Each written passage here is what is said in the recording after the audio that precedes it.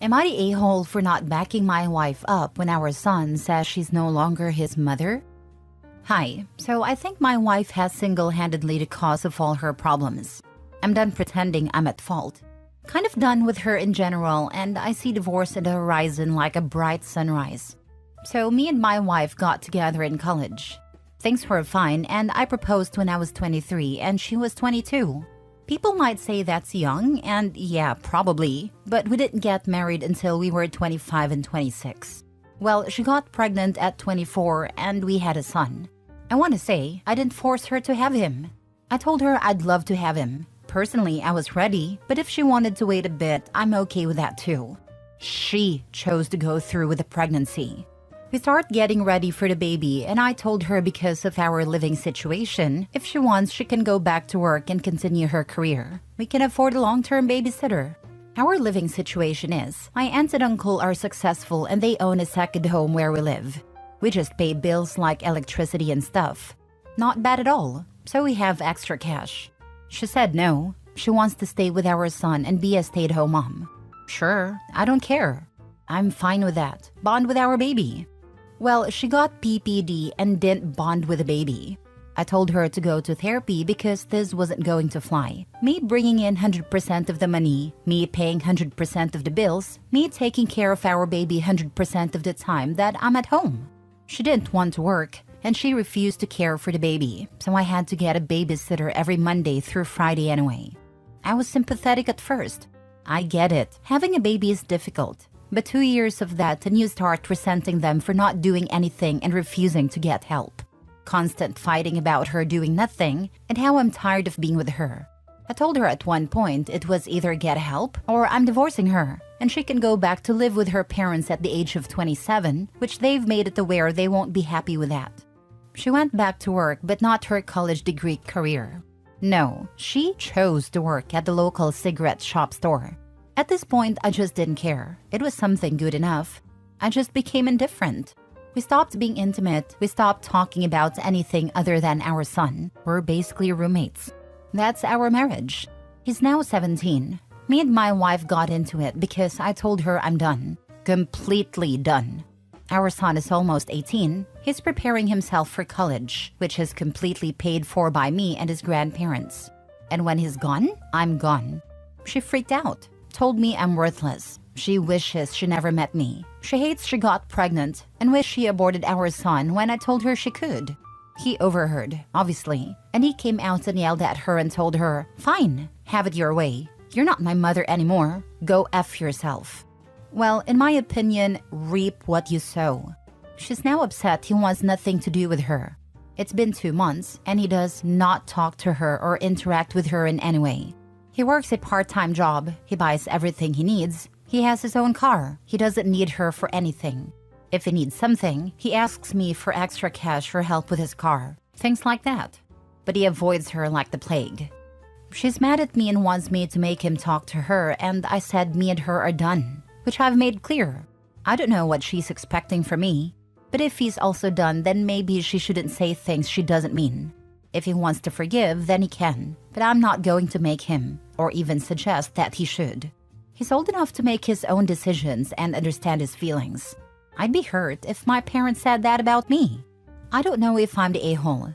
If I am, then it is what it is, but I guess I want an outside opinion. I'm not willing to do anything different, but just want to know because her friends have been harassing me saying I'm a bad husband. Now for the top comments. Not a-hole. She's the one who said all of the hurtful things. That is on her. I understand your son's position. He is not in the wrong. Just keep a strong relationship with your son and let him know that you never regretted having him as your child. Her friends can go piss up a rope. Me and my son are close. I told him I've always wanted him and I'm proud of who he is becoming as a man. I did make it clear his feelings are his own. If he ever does forgive his mother, then that's great. If not, then that's okay as well. It's his life. Despite her thinking so, I'm not encouraging his behavior, but I don't disagree with it either. Are you going to divorce her? I am assuming you stayed married for your son. Please go have a life and be happy. You are young, and whoever you meet, you will at least know what you don't want. She used her words to hurt you, and lo and behold, her son heard her. What the heck does she expect him to do? What the heck does she think you can do to fix it? You didn't say it. She's suffering the consequences of her actions. She's going to have a very long road ahead of her, waiting for your son to forgive her. I can also promise you that your son doesn't want you to suffer for him anymore. Stand strong for yourself and your son. Don't give her anything anymore. Just let her find her own way. She has a college degree, so it's not like she's unable to find work in her field. You have dreams, I am sure, so begin fulfilling them now. Yeah, divorce her now, for your son. Show him you value him and will not allow him to live with that kind of resentment toward him and his home. I'm sure he has picked up on it over the years. I come from a situation like this. Staying together is not helping you or him. Your bond will be stronger if you still have some time at home with him to be a happy family unit, the two of you. Your wife, hopefully soon to be future ex, will only negatively color the time you still have at home with your son before he leaves. It's best to not expose him to any more emotional abuse or manipulation, and to make it clear he has a safe home with you so that he will want to come home in the future. Next story. Am I the a-hole for not sharing my trust fund with my step-siblings? I'm 17 male and my parents divorced 2 years ago. Nothing crazy happened. The marriage was just not working out. My mom remarried and I have 2 step-siblings. My dad did not. My grandfather on my dad's side is really old and he eventually drafted up a will. While he was writing it, he eventually met with me and my dad. He told us that before he died, he wanted to make sure I would be okay in the long run. So he's setting up a trust fund for me and my dad will be the trustee. I won't be accessing this trust fund until I graduate college. I'm not sure how much it is, but my dad said it's in the 6 figures. This was all planned. My grandpa wanted to make sure I was fully set up for life since I'm his only grandson and we are very close. He has no one else to leave anything to besides me and my dad. Due to the divorce, I spent half my time with my dad and half with my mom. As I mentioned before, my mom remarried someone with kids. My step-siblings are around my age, and while I get along with them okay, we're not super close. They're cool at all, and I don't have any dislike towards them, but I don't really see them as my siblings. They don't see me that way either. Recently, my mom ended up finding out about my grandpa's plans to leave me a trust fund. My stepdad and her sat me down on the couch and said we need to discuss my trust fund. They told me since I'm getting a lot of money, I should share it with my step-siblings. Their reasoning is that we're all family now, and it wouldn't be fair for me to have all this wealth while my step-siblings get nothing. They feel that since my grandpa is giving me such a valuable asset, I should use it to help everyone out. Especially because my step-siblings aren't in a good financial situation and will need to afford college. While I understand where they're coming from, I don't think it's fair to expect me to share the property. This trust fund is coming from my grandpa, who has no relationship or obligation to my step-siblings. He specifically wants me to have it, and it feels wrong to go against his wishes by giving part of it away to people he's not connected to. I also can't access this money until I graduate college, so it's not like I can even do anything with it right now. They want my money to pay for their kids' colleges, but by the time I access the money, they would have graduated college by then, or have been in their last year. Also, they're saying my step-siblings are in a bad financial situation, but this isn't completely true. They may not be able to afford a lot of colleges, but they can definitely go to a state school, and that's still really good. When I told my mom and stepdad how I felt, they got upset and said I was being selfish and not thinking of the family as a whole. They think I'm being greedy for wanting to keep everything for myself, even though I don't feel like it's their place to ask me to share something that was never meant for anyone but me. I told my dad and grandpa about it, and my grandpa was angry and called my mom and stepdad and told them that the trust fund is for me and no one else, and they have no right to it. Obviously, I'm conflicted. I don't wish anything bad on my step-siblings, but my grandpa obviously left me money to give me a head start in life. After college, that money will be super useful for investments, housing, and other stuff. If I use it to pay for my step-siblings' college, I probably won't have much left. My mom and stepdad are being cold towards me and my step-siblings have no idea what's going on. I'm starting to reconsider now because I don't want to ruin the relationship with my mom and her husband. Am I the a-hole? Not the a-hole, but tell your dad and grandpa. My guess is grandpa will bring the hammer down. I would. Pretty sure mom's request was foreseen by granddad, and a big part of the reason he set the trust up in the way he did. Definitely talk to dad and granddad. Whatever you do not share that money. Tell your father.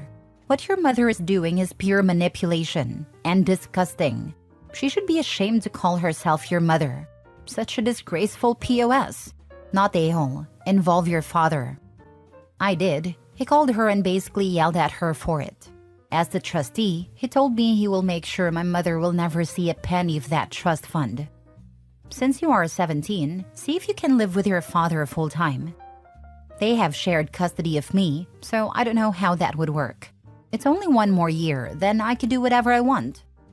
I know, but I'm just concerned about the emotional and verbal abuse you may go through living with your mom. Right now it's silent treatment, but I'm at my dad's, so it's going well. Thanks for the concern. Next story. Am I the a-hole for telling my daughter I won't budge even if she never speaks to me again? My daughter Casey, 17 female, worked and saved up money for around a year to be able to afford a better car than we could buy her with our family budget. My other daughter Alana, 16 female and has ADHD, recently got her driver's license and asked to drive Casey's car. Casey allowed it, but Alana ended up having a bad accident around 6 months ago, which basically rendered the car unusable. The insurance payout wasn't nearly enough to cover the replacement, and with Alana's medical bills from the accident, thankfully there was no permanent damage, just a broken arm and leg. There was no way we could afford to replace Casey's car immediately. Alana was very apologetic to Casey, and so were we, since we couldn't afford to replace her car. Casey didn't accept our apology, and has been basically avoiding us, skipping family dinners, and pretty much pretending that her mom, Alana, and I don't exist, and only talks to us if she needs a form signed for school. I begged her to come to a family therapy session, and she eventually relented, but with the condition that Alana wouldn't be present.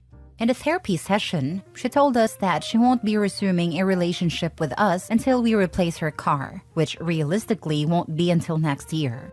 When the therapist asked how she expected us to do that, Casey said we would just make Alana work to earn the money. The issue is that Alana has severe ADHD and already has trouble managing her schoolwork. I'm worried that making her work to earn the money will harm her grades and have significant ramifications for her future. Casey said, "Well, she should have thought about that before destroying my car. I don't care. I'm not gonna speak to any of you unless I have my car replaced." I responded that she was free to avoid speaking to me for as long as she wanted to, but I'm not going to permanently harm her sister's future to get her a car earlier. My wife agrees with me that we need to stand firm in our position, but is also genuinely afraid of Casey never speaking to her ever again. I understand that her car was ruined, but as a parent, I need to look out for all my children, not just one. I also don't want to set the precedent that emotional blackmail will work, even if what you're asking for is unreasonable. Am I the a-hole? Now for the comments. Anyone wondering how much convincing it took for Casey to let Alana drive her car? I'm not wondering. I'm already convinced that Casey allowing it was reluctant at best and coercion at worst. No convincing at all. We weren't even involved in a convo between them. You're the a-hole. As much as I doubt that you had no influence in Casey agreeing to let Alana use her car, it doesn't change the fact that Alana is responsible for working to replace the car. She needs to learn responsibility. I have a sibling who has severe ADHD and has been medicated for it for as long as I can remember. It has never impeded on his ability to hold down a job and/or be successful working and going to school. Alana is learning that there are no consequences for her actions. That is not real life. What would you expect of Alana if this was one of her friends' cars and they expected it to be replaced? Would you come up with the money, expect her to get a job, or would you tell them too bad so sad? You have an opportunity to teach her a huge lesson here. Take it. Don't risk losing one kid to mollify and favor the other. Do better. It's telling that Alana wasn't driving mom or dad's car. Wonder why? I'm with Casey on this one. You're cuddling your youngest. And you have no idea if having a job could actually help your youngest learn to manage her time. You left your oldest hanging. If Alana can get her driver's license, she can get a job. Last story. My husband considered it stealing when I sold this expensive watch to pay for our son's procedure. Am I the a-hole? My 6-year-old son had a medical issue and needed to have a procedure. My husband hasn't worked for 9 months after leaving his previous job, and my salary is barely enough to get us by. My husband bought some expensive things when he used to get paid. He had a high-paying job and saved no money, but instead bought some expensive stuff for himself. He had to sell most of it to be able to buy new clothes or get a new iPhone. He had an expensive wristwatch that he was keeping to wear at important occasions.